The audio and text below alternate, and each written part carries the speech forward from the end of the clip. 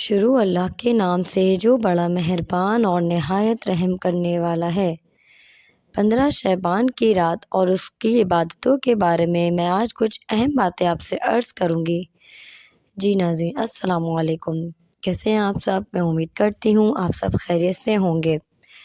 آج میں آپ کو 15 شعبان کے حوالے سے کچھ اہم باتیں بتاؤں گی، تو چلیں ہم اسٹارٹ کرتے ہیں۔ اس رات میں لوگ کیا کر رہے ہیں آج کل، کیا کیا جو ہے اس میں بدعت شامل ہو گئی ہیں، تو ہم اس کو جانتے ہیں کہ ہمارے مذہب میں اس کی کیا حیثیت ہے، وہ صحیح ہے یا غلط ہے، تو چلیے ہم جانتے ہیں۔ جی ناظرین، اگر ہم یہ بولیں کہ اسلام میں راتوں کی تہوار کا کوئی ذکر ہی نہیں ہے، اور جتنے بھی تہوار ہیں وہ دن کے ہیں، جیسے کہ عید الفطر ہے، عید الاضحیٰ ہے۔ غیر مسلموں کے تہوارات رات میں ہوتے ہیں، جیسے کہ کرسمس وغیرہ ہے۔ اس میں سے بہت سی حکمتیں چھپی ہیں، اللہ تعالیٰ نے چھپا رکھی ہیں، کیونکہ اللہ تعالیٰ نے رات سونے کے لیے اور آرام کے لیے بنائی ہے، اور رات کے تہوار میں انسان گناہوں کی طرف لپکتا ہے، جیسے کہ کرسمس وغیرہ میں شراب نوشی ہے اور بھی غلط کام وغیرہ ہیں، وہ رات کے وقت ہوتے ہیں۔ جبکہ عید میں ہم نماز پڑھ کر شروع کرتے ہیں، صبح فجر کے بعد سے سٹارٹ ہو جاتا ہے ہمارا تہوار، اور ہم خوشی مناتے ہیں، نہاتے ہیں، دھوتے ہیں، اچھے کپڑے پہنتے ہیں، اچھے کھانے بناتے ہیں، لوگوں سے ملتے ہیں جلتے ہیں، تو یہ ہیں ہمارے تہوار ناظرین۔ لیکن جو ہے آج کل بہت عرصے سے 15 شعبان کی رات کو بہت زیادہ اہمیت دینے جانے لگی ہے، اور ایک حدیث بہت زیادہ گرد کرنے لگی ہے جو کہ ضعیف حدیث ہے، صحیح حدیث نہیں ہے، اس کی کوئی اور دلیل بھی نہیں مل رہی، اس کے باوجود بھی یہ حدیث بہت زیادہ گردش کر رہی ہے۔ میں آگے آپ کو بتاؤں گی وہ حدیث۔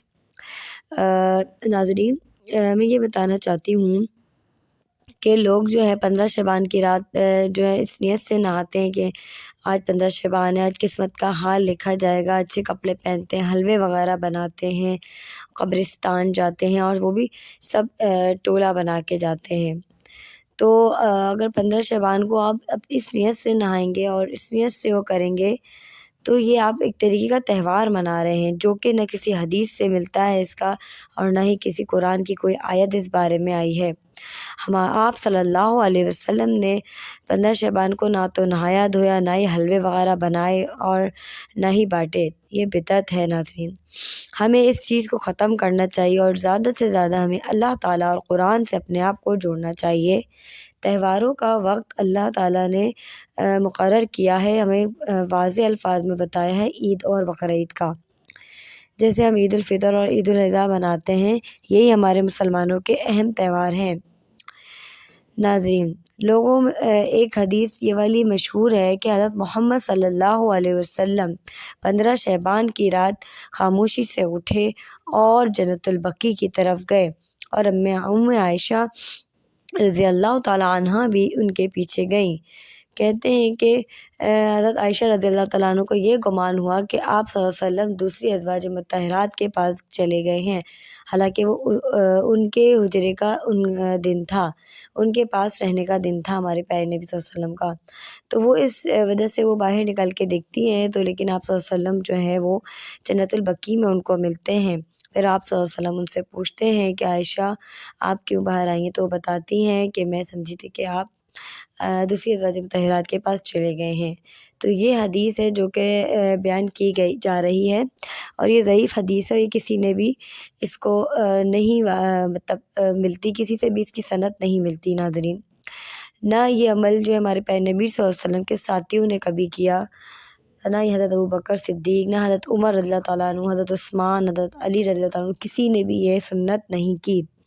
یہ سنت ہمیں کیسے سمجھ آ گئی، اور صحابہ کو سمجھ نہیں آ رہی تھی؟ صحابہ اکرام ہر وہ کام کرتے تھے جو پیارے نبی صلی اللہ علیہ وسلم بتاتے تھے، اور خیر کا ہو، اور وہ سب اس میں سبقت لے جانے کے لیے آگے رہتے تھے۔ پھر کسی بھی صحابہ سے یہ روایت نہیں ملتی، اور نہ ہی کسی صحابہ کے عمل سے یہ کام ہمیں دکھتا ہے کہ وہ 15 شعبان کو قبرستان گئے اور حلوے وغیرہ بنائے اور نہا دھوئے ہوں، یا اس طریقے کا کوئی بھی مثال ہمیں نہیں ملتی۔ چلیں اگر ناظرین ہم فرض کر لیں یہ حدیث صحیح بھی ہے، جبکہ کسی صحابہ سے یہ عمل ملتا ہی نہیں ہے، اور اگر ہم مان بھی لیں کہ اگر نبی صلی اللہ علیہ وسلم قبرستان گئے، یعنی 15 شعبان کو زندگی میں اگر وہ گئے بھی ہیں تو ایک ہی بار گئے، اور نہ انہوں نے کسی کو جمع کیا، وہ اکیلے گئے اور ایک بار گئے زندگی میں صرف۔ لیکن ہم لوگ کیا کر رہے ہیں ناظرین، ہر سال جا رہے ہیں قبرستان، 15 شعبان کو تیار ہوتے ہیں، نہاتے دھوتے ہیں، اور جو ہے حلوے وغیرہ بناتے ہیں، اور اچھی طریقے سے جو ہے لوگوں کو ہلا گلا کرنے کے لیے لے جاتے ہیں۔ قبرستان کا بھی ایک احترام ہوتا ہے، وہاں پہ آپ فاتحہ پڑھنے جائیں، آپ کے عزیز و اقارب وہاں پر ہیں تو ان کے لیے فاتحہ پڑھیں اور خاموشی سے جائیں، کسی کے ساتھ نہیں جائیں۔ اگر آپ کے اندر اتنی ہمت ہے، طاقت ہے تو آپ اکیلے جائیں، کیونکہ پیارے نبی صلی اللہ علیہ وسلم کی سنت یہی ہے، انہوں نے کسی کو جمع نہیں کیا تھا ناظرین، وہ خود جاتے تھے اکیلے۔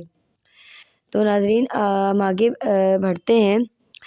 اب آپ کو پتہ ہوگا کہ آج کل قبرستان میں بھی جو کچھ ہو رہا ہے وہ اللہ معاف کرے، وہاں پہ برگر مل رہے، بریانی بک رہی ہے، آئس کریم وغیرہ کھا رہے ہیں لوگ، ایک ہلا گلا، ایک شغل میلہ لگا ہوتا ہے، لائٹیں لگی ہوئی ہیں۔